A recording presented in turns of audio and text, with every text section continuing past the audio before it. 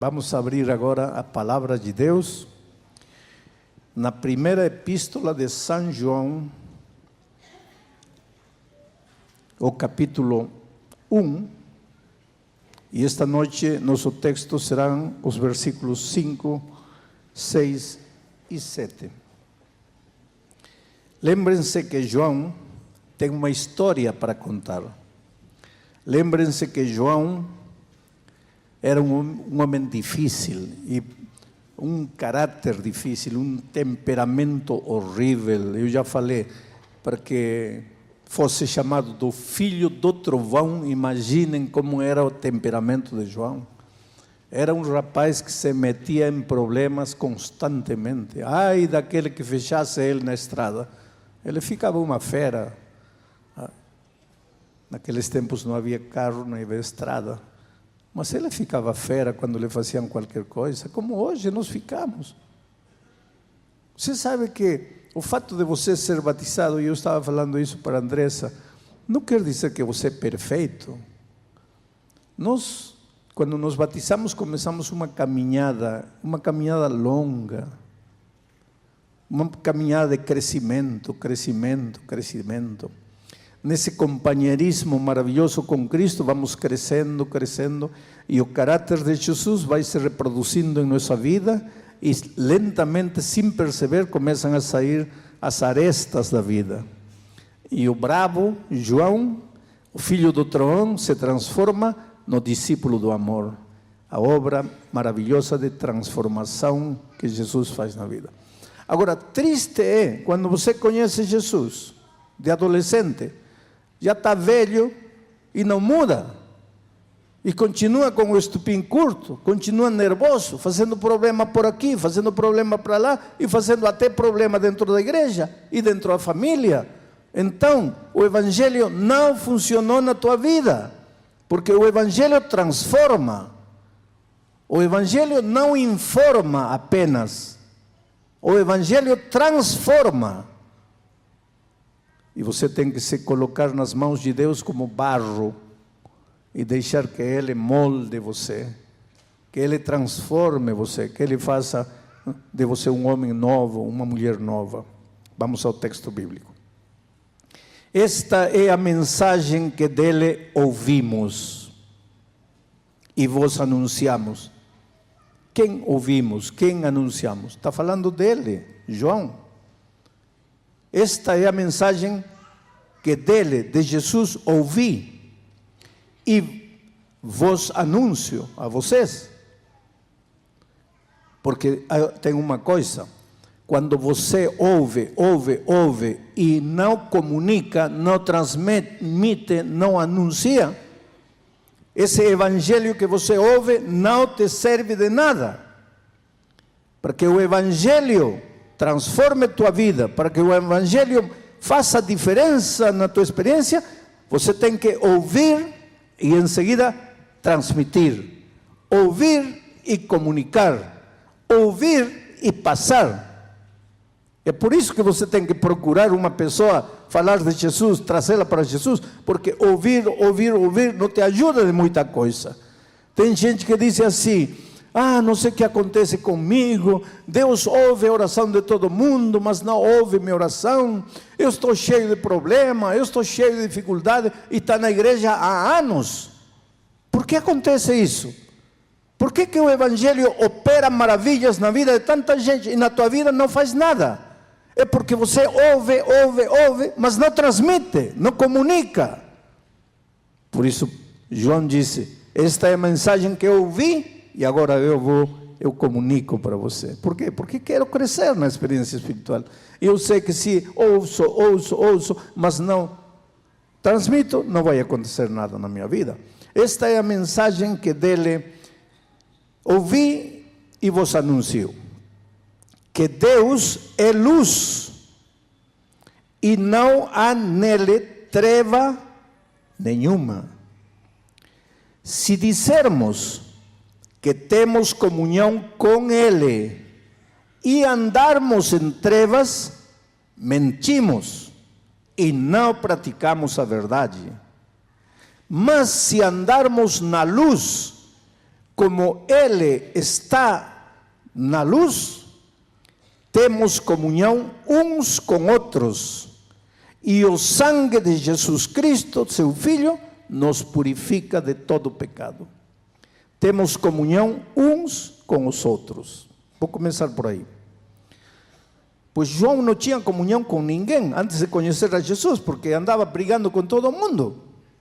E ontem eu disse à noite que a vida pode ser dividida um círculo assim pela metade. Metade do êxito na vida, em todas as áreas da vida, metade vai depender de seu preparo, de seu conhecimento, de seu domínio das coisas que você mexe, de seu profissionalismo, vamos dizer assim.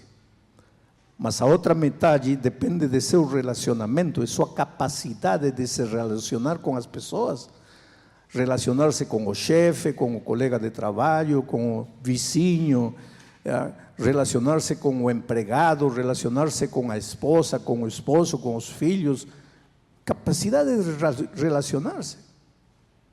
É interessante que durante anos as empresas falavam muito no chamado QI, quociente, como chamam em português? A capacidade intelectual de uma pessoa. QI, eu acho. QI. Então, porque o que se valorizava era a inteligência, a capacidade, o profissionalismo, o saber, o dominar. Esse é o bom empregado. Mas de um tempo para aqui, as empresas já não andam procurando QI. Agora as empresas andam procurando uma coisa que se chama IE, inteligência emocional. E que é isso? Isso é relacionamento.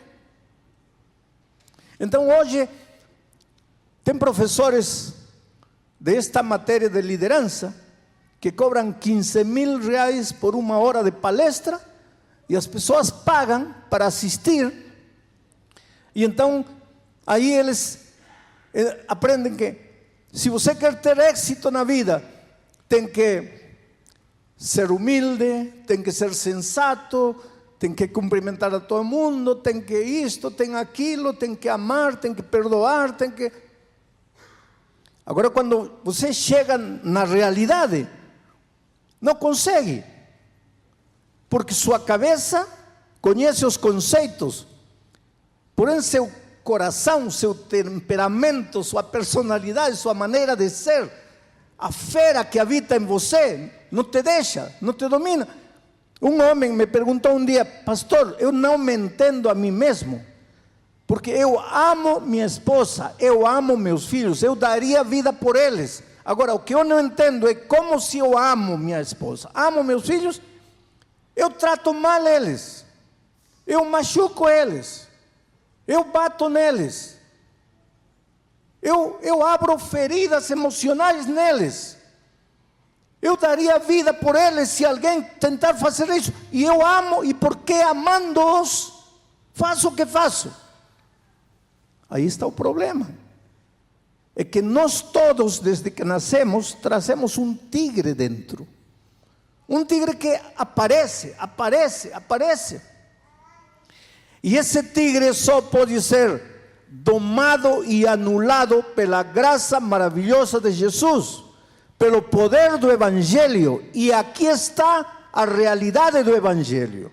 O Evangelho não é teoria, não é informação, não é saber a doutrina de cor, os versos para provar o que você acredita. Não. O Evangelho é tua vida transformada. Tua vida transformada. Esse poder que vem do Evangelho, eu não tenho como te explicar com palavras. Você vai ter que viver essa experiência para entender de que estou te falando. E João conhecia isso, porque o filho do trovão chegou a tornar-se discípulo do amor pelo poder do Evangelho. Agora João disse: eu quero contar para vocês o que aconteceu. Você tem que ter em conta uma coisa: Deus é luz. Com Deus as coisas são claras, tudo é transparente. Ele é a verdade, Ele é a luz.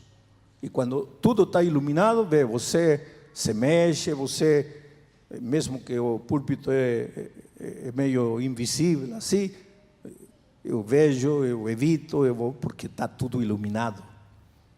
Mas se vai a luz e entram as trevas, fazemos o quê?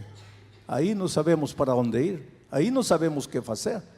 E quando está tudo em trevas, o que fazemos? Você bate aqui, cai, se machuca, cai, e aqui está uma criancinha, machuca a criança, e aqui está a esposa, você machuca a esposa, e como não vê nada, pisa aqui, é uma tragédia a vida nas trevas. Viver em trevas é viver em pecado. Viver na luz é viver em Cristo. Quando você está em Cristo, todo se ilumina em tua vida. Você sabe em quem confiar, em quem não confiar, porque está tudo iluminado. Você sabe qual é o caminho certo. Você sabe que decisão tomar. Você sabe que carreira fazer. Você sabe que coisa comprar. Você sabe para onde ir, porque está tudo iluminado. Jesus ilumina a tua vida. Ele te orienta, Ele te mostra o caminho. E apesar das dificuldades que você vai encontrar nesta vida, porque, querido, dificuldades não vão a faltar até o dia da volta de Cristo, você vai viver vitoriosamente. E é o que está acontecendo com Andressa, que acaba de se batizar.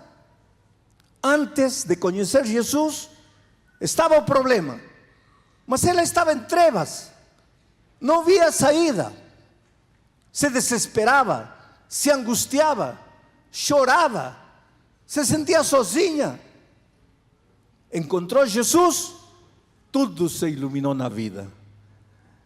O problema continua, mas agora tem um olhar vitorioso, porque agora sabe o que vai fazer, sabe por onde ir, sabe que ninguém pode machucar você se você não permite que te machuquem. Coloca isso na cabeça, querido. Ninguém vai machucar você se você não permite que te machuquem. As pessoas só podem te machucar com teu permisso. Não dê a ninguém, mesmo que essa pessoa seja teu filho, teu pai, tua mãe, teu irmão, teu esposo, tua esposa. Não lhe dê a ninguém o direito de te machucar. Você só é machucado quando você permite que te machuquem. Mas quando você está nas trevas, você não percebe isso. Você se angustia, você se desespera. Por que viver nas trevas, ou seja, viver no pecado, é tão pernicioso? Por que Deus... E tem declarações terríveis de Deus na Bíblia com relação ao pecado. Diz: eu odeio o pecado. Odeio, essa palavra é forte. Naturalmente é palavra humana registrada aí, mas o que quer dizer é: eu não aceito o pecado. Eu não suporto o pecado. Por quê? Por um simples motivo. Você é o mais precioso que Deus tem nesta terra. Querido, coloca isso na tua cabeça. Eu sei que nós vivemos num mundo onde, às vezes, a mídia, por exemplo, te coloca na televisão uma mulher bonita, magrinha, linda, com uma pele maravilhosa, toda produzida. Aí você olha a menina linda e você se sente feia e não sabe o que fazer agora. Aí sou uma pobre miserável na vida, como gostaria de ser como isso. Tudo isso é ilusão, isso não é verdade, tudo isso é fantasia. Então, muitas pessoas carregam traumas na vida, carregam essa sensação de derrota, de que não presto, que não sou nada, não sou ninguém. E para remate a vida é dura, se fecha uma porta para você, se fecha outra porta para você. Alguém diz uma palavra sem querer, te machuca, te faz sentir de menos. Você caminha pela vida ferido. Mas aí você pensa que Deus também tem o mesmo conceito que os seres humanos têm de você aqui, mas isso não é verdade. Você é precioso para Deus. Deus te ama. Deus não te vê nem sequer como você se vê. Deus não te vê como você é. Deus te vê. Você pode ser pedra bruta, Mas não te vê, Deus não te vê pedra bruta, Deus te vê como o diamante precioso que dorme dentro de você. Agora, se você entregar sua vida nas mãos de Deus, Ele vai trabalhar com você, Ele vai tomar você e vai ir lapidando, lapidando, burilando, burilando, e um dia vai ser você o que ninguém imaginou que chegasse a ser. Aprende a crer, acreditar no amor de Deus por você. Aceita o amor de Deus, deixe-se amar pelo Senhor Jesus. Então você é o mais precioso. Por que Deus não aceita o pecado? Porque o pecado te destrói. E você é o mais precioso que Deus tem. Como Deus gostaria de te cuidar, de te proteger, mas o pecado te destrói. Deus rejeita o pecado, não aceita o pecado, porque o pecado te destrói. Se o pecado te fizesse feliz, Deus não teria nada contra o pecado, mas o pecado te torna infeliz, destrói tua vida, destrói teus sonhos, te engana, te cheia de ilusões, te seduz, te faz acreditar que te vai ir bem. Você entra nas trevas sem perceber, e quando quer sair já não pode, não encontra porta, não encontra saída, não encontra janela, está perdido, está confundido, caminha para um lado, bate, caminha para o outro lado, cai e se desespera, e meu Deus, o que acontece? Para que vim ao mundo? O que estou fazendo aqui? Agora Deus te chama para a luz e te diz: vem, filho. E de repente, quando entra você na luz, aí você percebe que você estava se afogando num copo de água. Você já ouviu essa expressão, afogar-se num copo de água? Oh, querido, afogue-se na lagoa, afogue-se no mar, afogue-se no rio, afogue-se na piscina, se você quiser, afogue-se na tina, mas num copo de água. Só que quando você está nas trevas, você toca um pouquinho de água e pensa que está no mar, porque está tudo escuro, porque você não enxerga, você sente um pouquinho de água e já se desespera. Quando você entra na luz, de repente vê que um pouquinho de água não passa de pouquinho de água, e você ri, e você diz: mas como estava desesperado? É porque você estava nas trevas, e agora está na luz. E agora Deus chama você e diz: filho, sai da luz, vem aqui, entregue-me sua vida. Vamos continuar lendo o texto. Esta é a mensagem que dele ouvimos e vos anunciamos, que Deus é luz e não há nele treva nenhuma. Agora, este verso 6 precisa ser analisado. Diz assim: se você diz que tem comunhão com Deus, mas está andando nas trevas, você está mentindo, não está praticando a verdade. E por que diz isto, João? Porque tem muita gente que diz que conheci o Evangelho, vivo em comunhão com Deus, mas anda em trevas, está no mundo das trevas. Então você está mentindo, não é verdade. Um cristão, ele vai saber tomar decisões, ele vai saber enxergar o caminho, porque está na luz. Quando você quebra a cabeça, porque às vezes nós somos teimosos. Eu acho que já contei para você essa história, vou contar de novo. Um dia eu estava pregando numa cidade lá do Nordeste, Natal, e uma menina de 16 anos, linda, bonita. Todas as meninas de 16 anos são lindas, não? Mesmo sendo feias, são lindas, porque tem a beleza da juventude, pele bonita, olhos bonitos, cabelo, a beleza da juventude. Aliás, todas as etapas da vida têm sua beleza, não? Todas as etapas. Você pode ter 70 anos, tem a beleza de 70 anos. Não queira ter a beleza de 15 anos, porque aí vai se meter em problemas. corta por aqui, estica por aqui. Não, não, não. Assuma e seja feliz na beleza da sua idade. Porque você não vai ter a beleza de 20 anos. A beleza é 20 anos e 20 anos. Esta menina, pois era 16 anos, a beleza de 16 anos. E chega e diz, pastor, me dê um conselho. O que foi? Esta tarde estava comprando sapatos no shopping e meu namorado me bateu.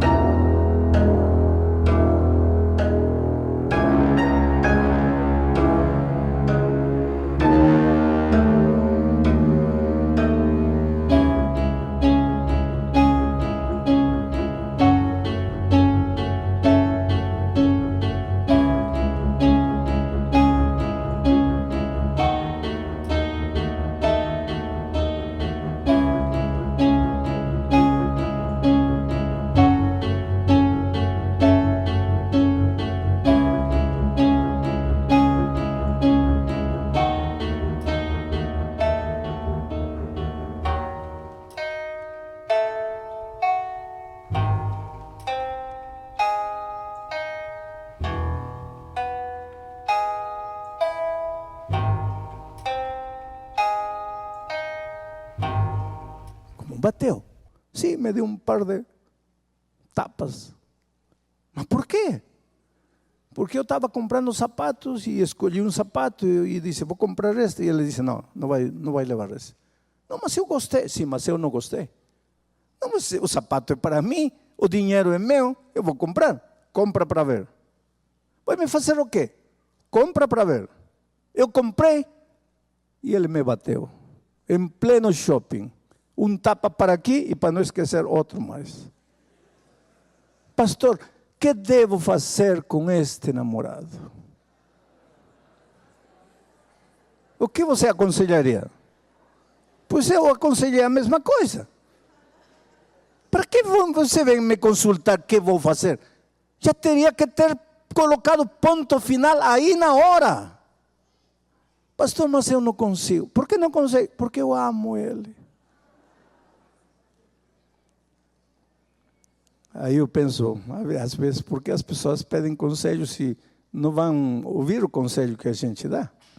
Eu acho que as pessoas pedem conselho para ver se o pastor aconselha o que eles querem fazer. Eu amo ele, não consigo. Falei, filha, então casa. Casa aí, fica noiva, casa. Agora prepare-se.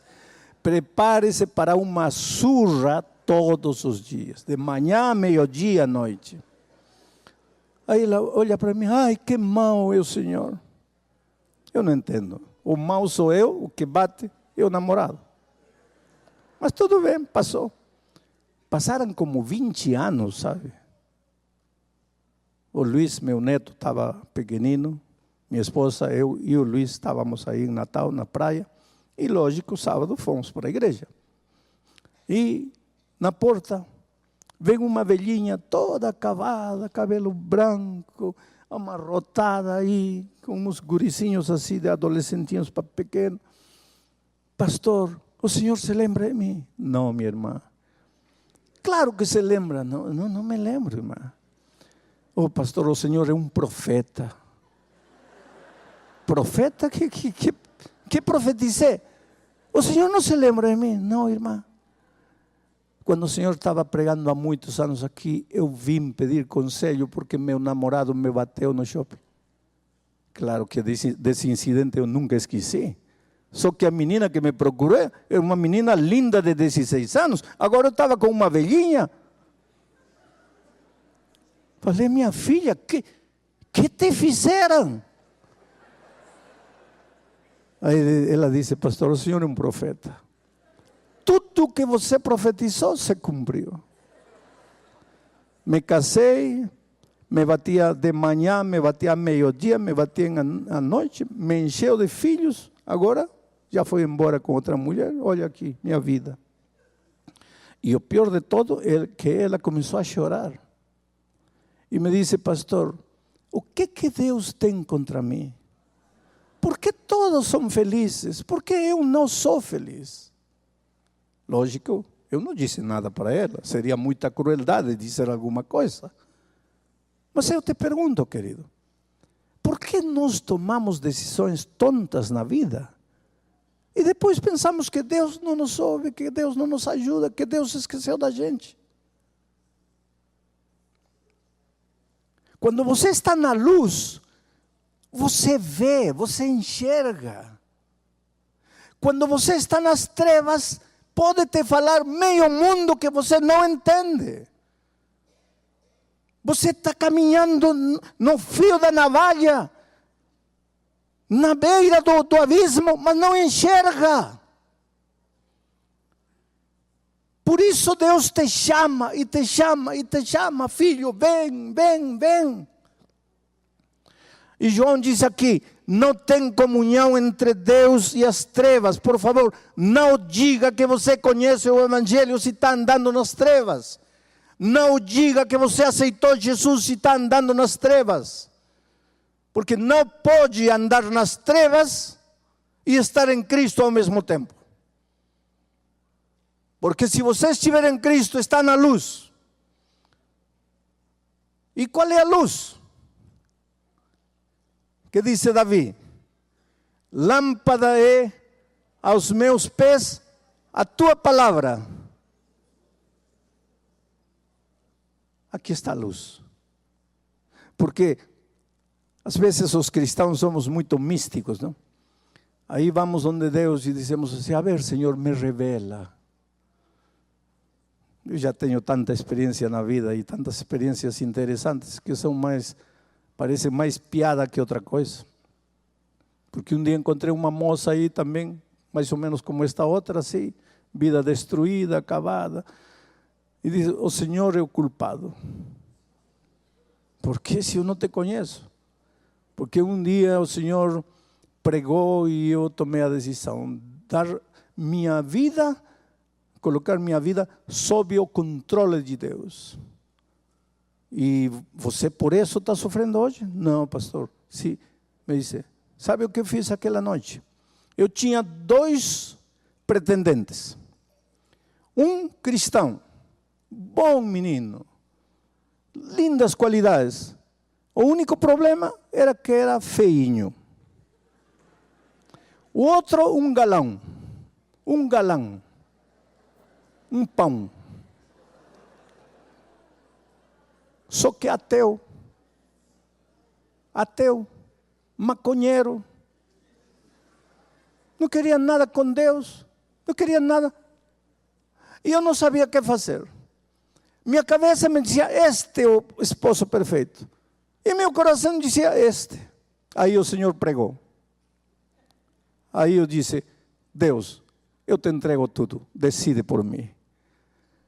Vou dormir esta noite. E amanhã me levanto. E o primeiro dos dois que aparecer vestindo camisa verde, eu saberei que tu estás mandando esse para mim. Adivinhem quem apareceu com camisa verde bendita no dia seguinte? O maconheiro, ateu. E casou-se. E hoje é infeliz. Esse que é o nosso problema. Às vezes nós somos místicos. Mas para que você quer camisa verde, camisa vermelha? De onde você tira isso? Se a palavra de Deus te diz, não se case com alguém que enxerga a vida diferente de você, por que você insiste em fazer isso?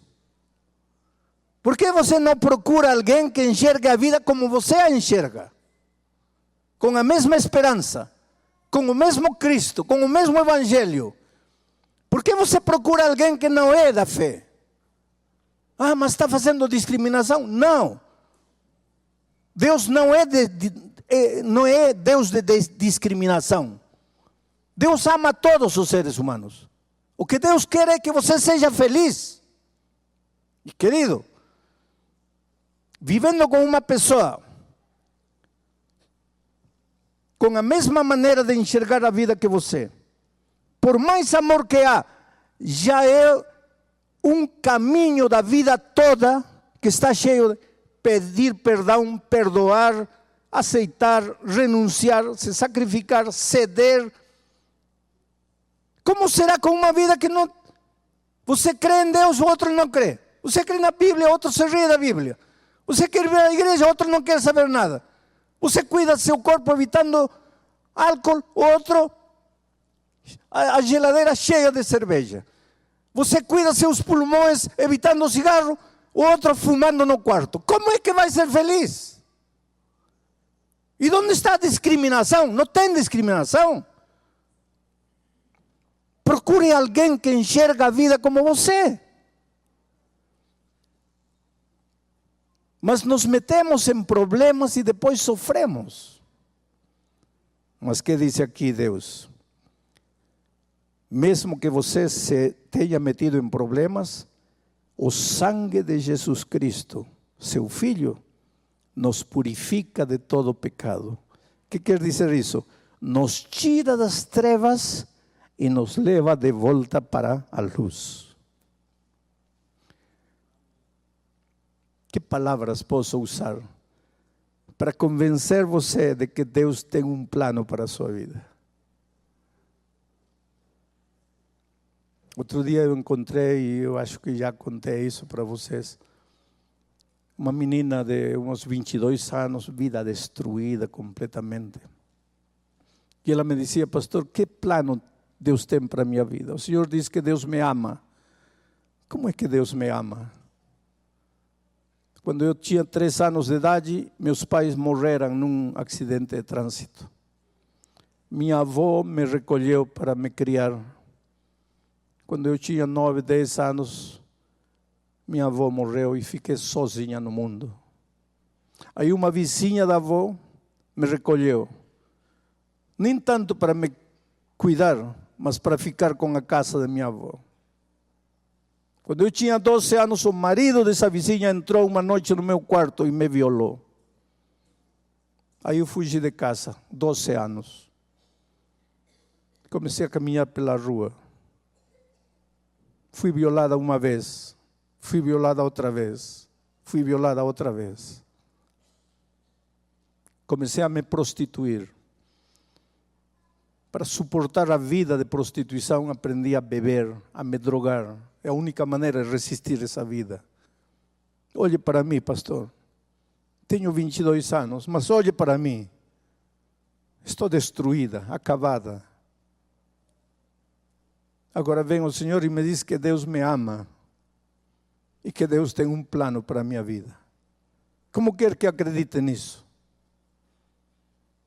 Eu sei, querido. Eu sei que às vezes a vida bate, sabe? E bate feio.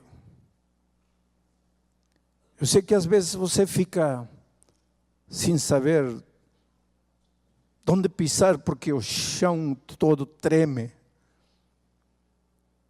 Quem sabe neste momento você está machucado em seu coração?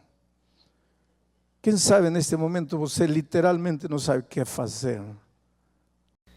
Vamos a terminar de estudar o capítulo 1 da primeira epístola de João. Esta noite leremos os versos 8, 9 e 10. Diz assim: se dissermos que não temos pecado, enganamo-nos a nós mesmos e não há verdade em nós. Se confessarmos os nossos pecados, Ele é fiel e justo para nos perdoar os pecados e nos purificar de toda injustiça. Se dissermos que não pecamos, fazemos-lo mentiroso e a sua palavra não está em nós. Interessante que no versículo 8 e no 10 se repete a mesma ideia. E a ideia é esta: não se atreva a dizer que não há pecado em você.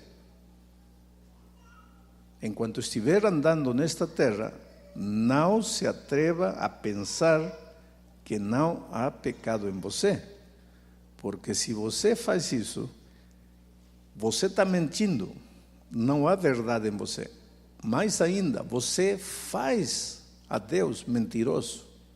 Porque Deus nunca disse isso. Então vem aqui a grande pergunta. Mas não disse Jesus: sede perfeitos, como vosso Pai que está nos céus é perfeito? É verdade. E como agora João diz que nesta terra não podemos ser perfeitos.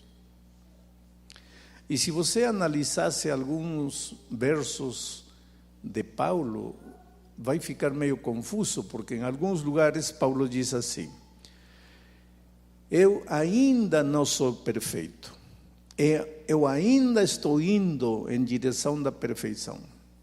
E um pouco mais adiante diz: pois então todos os que já somos perfeitos. Então vem a pergunta: por que Paulo em uns versos disse eu ainda não sou perfeito? Em outros versos disse eu já sou perfeito. Por que Jesus disse sede perfeitos como vosso Pai que está no céu é perfeito? E por que João diz que se você diz que é perfeito e não há pecado em você, você é um mentiroso, não há verdade em você? Todos estes versos nos deixam confusos. E se você não entender este assunto, você vai viver angustiado na vida cristã, achando-se perdido, achando que não tem solução para você. Meu tema não é a perfeição, porque não esse é o tema central do texto que acabo de ler. Mas vou gastar uns 3, 4, 5 minutos para tentar explicar o que é a perfeição. A perfeição na vida cristã não é uma meta a qual você chega. A perfeição na vida cristã é um processo. Você é perfeito enquanto vai procurando a perfeição. Você é perfeito enquanto vai caminhando em direção da perfeição. É perfeito no sentido de que você está caminhando com Jesus. Não é perfeito no sentido de que você não chegou na estatura de Cristo. Quando Jesus disse sede perfeitos, está dizendo sede perfeitos na sua esfera humana, assim como Deus é perfeito na sua esfera divina. Você, humano, não pode entrar na perfeição divina. Mas assim como você é perfeito na sua esfera humana, você precisa ser perfeito na sua esfera humana, assim como Deus é perfeito na sua esfera divina. Então agora sim vamos a entender o que João está dizendo. Ninguém de nós pode dizer: em mim não existe pecado. Em mim não há pecado. Por quê? Por um simples motivo. Desde que Adão e Eva caíram no pecado, todos nós chegamos ao mundo trazendo o que a Bíblia chama de natureza pecaminosa. Que coisa é a natureza pecaminosa? A tendência a praticar o pecado, a inclinação ao mal, uma compulsão interior que te leva a fazer o que você não quer fazer. Paulo entendeu isto na experiência própria. No capítulo 7 da Epístola aos Romanos, ele diz: eu não compreendo a minha vida, eu não entendo, porque a minha cabeça sabe o caminho por onde deve andar. Eu conscientemente quero andar nos caminhos de Deus, mas de repente descubro dentro de mim uma outra pessoa, um outro Paulo, que anda pelos caminhos que eu não quero andar. Então ele disse assim: então, se eu ando pelos caminhos que eu não quero andar, quem anda por aí não sou eu, mas o pecado que habita em mim. Porque se dependesse de mim, eu caminharia nos caminhos em que devo andar. Mas há uma força estranha que eu não entendo e que me leva a caminhar nos caminhos que eu não quero. E queridos, essa é a experiência de todos nós. Todos nós sabemos o que Deus quer de nós. Todos nós pedimos a Deus: Senhor, ajuda-me a andar em teus caminhos. Todos nós queremos refletir o caráter de Jesus. Todos nós nos esforçamos por isso. E quando percebemos, já arruinamos tudo. Já praticamos o pecado. Já nos desviamos. E aí vem o diabo, que começa a falar em teu ouvido assim: você não presta, você é um hipócrita, você é um mentiroso. O que está fazendo na igreja? A quem você acha que engana? Olha a tua vida, olha o que você acaba de fazer. Já não adianta, larga a igreja, vai embora. Para que está aí vivendo uma vida hipócrita, uma vida doble? Na igreja uma coisa, fora outra coisa. E o diabo é terrível, sabe? É ele que faz tudo o que pode para te levar a cair. Uma vez que você cai, ele é o primeiro em vir e dizer: abandona, isto não funciona, isto não vai dar certo. E o pior é que você às vezes ouve o inimigo. Não ouça, deixe ele falar o que quiser. Ele é o acusador por excelência. Se depender dele, você está condenado à morte eterna. Mas agora vem Jesus e diz: filho, não se atormente. E vem especialmente João e diz: não se atormente. Não diga que não há pecado em você. Você é um ser humano. Enquanto estiver nesta terra, muitas vezes você vai cair, vai escorregar. Agora, não desanime por isso. Levante e continue. E se cair outra vez, levanta e continua. E se cair 500 vezes, levanta as 500 vezes e continua. Eu les digo uma coisa esta noite: se um dia entrarmos no reino dos céus, não será porque nunca caímos, mas porque mesmo tendo caído, nos levantamos, acreditamos na palavra de Jesus e continuamos a caminhada. Porque assim é. Mas Deus está feliz com isso? Não, não está feliz. Porque por Ele você nunca cairia. E tem uma maneira de você nunca cair. Vamos a trabalhar com o verso 9. Diz assim, o verso 9: se confessarmos os nossos pecados, Ele é fiel e justo para nos perdoar os pecados e nos purificar de toda justiça. Eu tenho ouvido muitos sermões da primeira parte. Se confessarmos nossos pecados, Ele é fiel e justo, fiel a sua palavra. Ele vai cumprir sua palavra de te perdoar.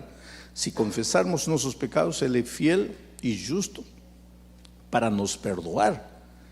Mas a segunda parte, eu tenho ouvido poucos sermões nesta segunda parte, e a segunda parte diz, e para purificar-nos de toda maldade, purificar-nos da injustiça, purificar-nos do pecado.